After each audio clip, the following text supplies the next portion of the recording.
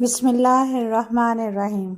आज इस वीडियो में मैं आपको गुर्बत, मुफलिसी और असल में गरीब कौन होता है बताने जा रही हूँ। अल्लाह ताला ने किसी को अमीर बनाया, किसी को गरीब बनाया, ताकि दुनिया में अमीर के शुक्र का इम्तहान लिया जा सके और गरीब के सब्र का इम्तहान दिया जा सके। गरीब अगर गुर्बत को अल्लाह का इम्तहान समझकर इस पर सब्र करें, अपनी ज़िंदगी को अल्लाह और उसके रसूल पाक सल्लल्लाहु अलैहि वसल्लम की बताई हुई तालीमात के मुताबिक गुजारे, तो यकीनन उसको रोज़े आखिरत ऐसी नेमतों से नवाजा जाएगा कि जिसका उसने तसव्वुर भी ना किया होगा।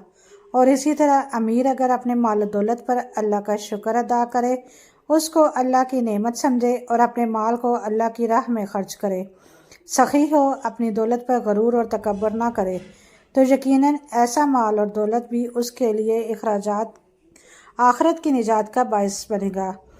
गरीब होना कोई अफसोस की बात नहीं, ये शर्म की बात नहीं है कि आपके पास तालीम हासिल के लिए रुपए ना हो, आपके पास अच्छा खाने के लिए, अच्छा पहनने के लिए कपड़े ना हो, गाड़ी ना हो, बड़ा सारा मकान ना हो। शर्म की बात तो ये है कि आप बदकिरदार हों, आप लोगों को तकलीफ़ पहुंचाती हों, लोगों के हक मारते हों, लोगों का हंसी मजाक उड़ाते हों, गाली देते हों, किसी की इज़्ज़त करना ना आता हो।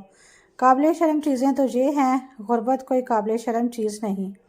नबी पाक सल्लल्लाहु अलैहि वसल्लम ने सहाबा इकराम से सवाल किया, तुम्हें मालूम है मेरी उम्मत का मुफलिस यानी गरीब कौन है? तो सहाबा इकराम ने कहा, या रसूल अल्लाह सल्लल्लाहु अलैहि वसल्लम, जिसके पास दिनारो दिरहम या मालो दौलत ना हो वही मुफलिस है। तो आप सल्लल्लाहु अलैहि वसल्लम ने फरमाया, नहीं, मेरी उम्मत का गरीब इंसान वो नहीं है जिसके पास मालो दौलत ना हो।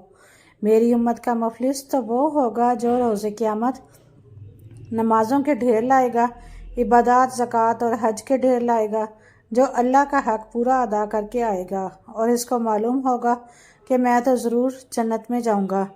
लोग भी सोचेंगे कि हाँ, इसके पास तो इबादत के ढेर हैं, नेकियों के अंबार हैं, ये तो ज़रूर जन्नत में जाएगा।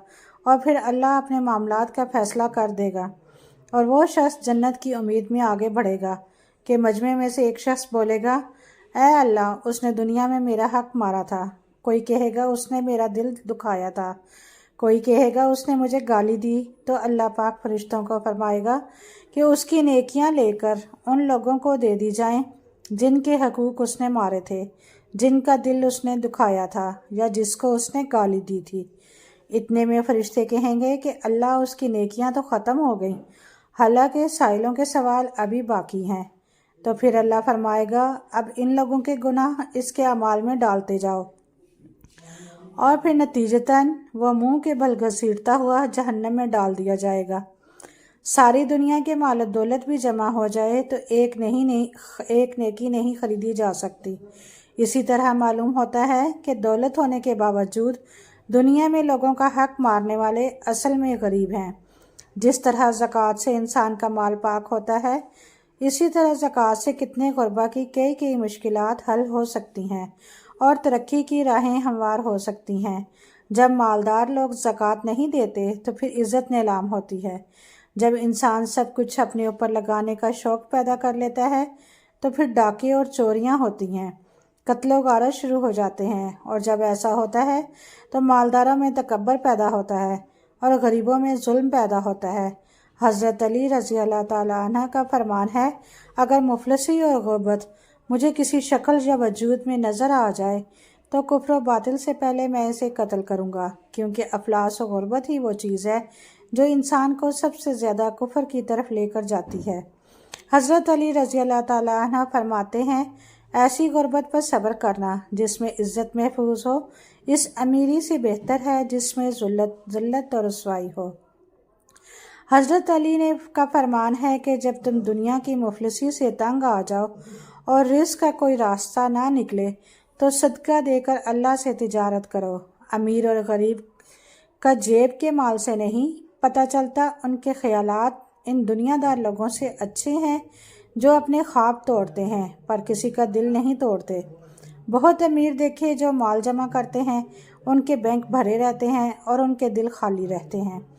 جب بھی کسی غریب کو ہنستے ہوئے دیکھو تو یقین آ جاتا ہے کہ خوشیوں کا تعلق دولت سے نہیں ہے۔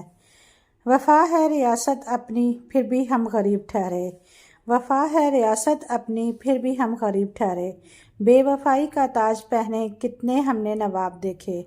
حضرت علی فرماتے ہیں غریب تو وہ ہے جس کا کوئی دوست نہ ہو۔ انہوں نے فرمایا وقت اور دولت دو ایسی چیزیں ہیں جو انسان کے اختیار میں نہیں۔ وقت انسان کو مجبور اور دولت مغرور بنا دیتی ہے۔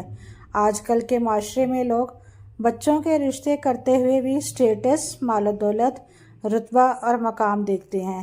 لوگ غریب کی بیٹی سے شادی کرنا پسند نہیں کرتے، اگر کرتے بھی ہیں تو اس قدر جہیز اور باراتیوں کا بوجھ ڈال دیتے ہیں کہ وہ بیچارہ باپ ساری زندگی کی جمع پونجی اپنی بیٹی کے جہیز اور بارات کے کھانے پر لگا دیتا ہے۔ یہ ظلم اور زیادتی نہیں تو اور کیا ہے؟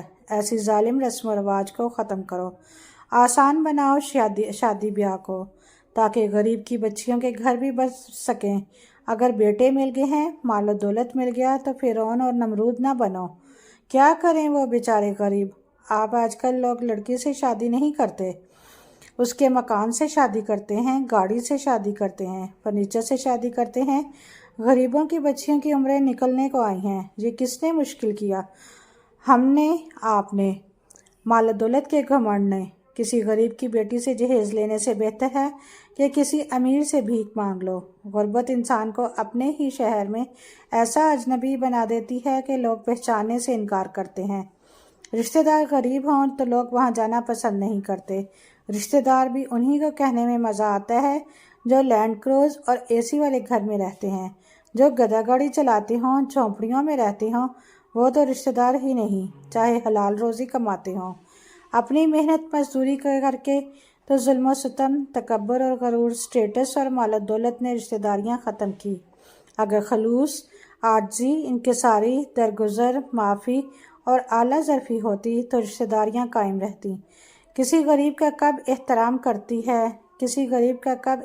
کرتی ہے، لباس دیکھ کے دنیا سلام کرتی ہے۔ اس غریبی سے پناہ مانگو جو مایوس کر دیتی ہے، اور اس مال سے بھی پناہ مانگو جو مغرور کر دیتا ہے۔ صاحب استطاعت یہ نہیں کرتے کہ غریب رشتہ داروں کی ضروریات کو اس طرح پورا کر دیں کہ ان کی عزت نفس کو بھی ٹھیس نہ پہنچے، کیونکہ کسی غریب کی عزت نفس کو غریب سمجھنا اس پر ظلم کی بات ہے۔ حضرت علی نے فرمایا کہ کسی حاجت مند کی حاجت پوری کرتے ہوئے اس کی آنکھوں کی طرف نہ دیکھو، کیا پتہ اس کی شرمندہ آنکھیں تمہارے دل میں تکبر کا بیج بو دیں۔ لوگ مدد بھی کرتے ہیں تو اس لیے نہیں کہ سخی ہیں، بلکہ اس لیے کہ غریب پر احسان چڑھا دیں۔ حالانکہ حضرت علی رضی اللہ تعالیٰ عنہ کا فرمان ہے کہ سخاوت کے ساتھ احسان رکھنا نہایت کمینگی ہے۔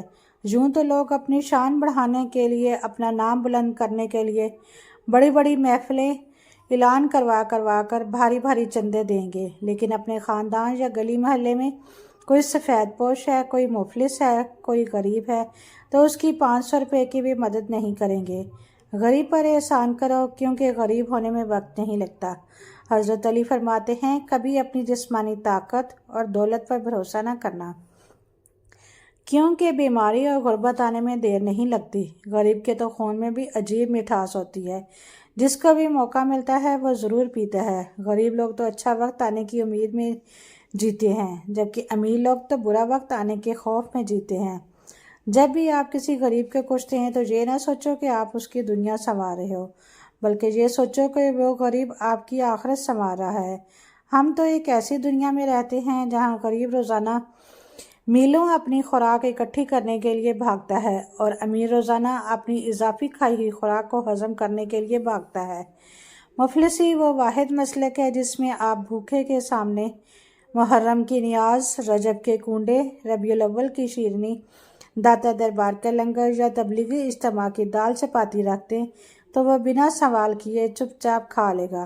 لوگوں یہ نہ بھولو کہ دنیا کے سارے راستے قبرستان کی طرف ہی جاتے ہیں، چاہے وہ امیر کے محل سے نکلتے ہوں یا غریب کی جھونپڑی سے۔ آخر میں بس یہی کہوں گی کہ میری غربت کو دیکھ کر راستہ نہ بدل لینا، میری غربت کو دیکھ کر راستہ نہ بدل لینا۔ میں دل کا بادشاہ ہوں، مقدر تو خدا لکھتا ہے۔